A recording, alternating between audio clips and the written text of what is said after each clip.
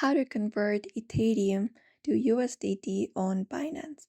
Hello everybody, if you'd like to do so in today's video, we'll be guiding you through the process. So head over and open up the Binance application or website and sign in into your account first. After that, you can head over to your wallet tab from this interface, and here you'll be finding overview. Look out for spot, tap on it, and then make sure that the Ethereum is already in your spot wallet. Once you confirm it up, you can head over to the home page and in the app, choose the option called Convert.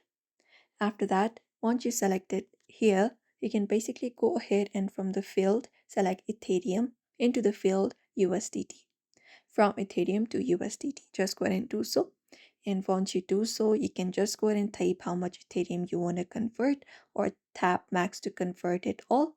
After that is done, tap on preview conversion to see the rate and the amount of USDT you will be receiving. And the rate is locked for a few seconds. Act quickly if you agree with it, and your USDT will appear instantly in a spot wallet with no trading fees. And there you go, that's it.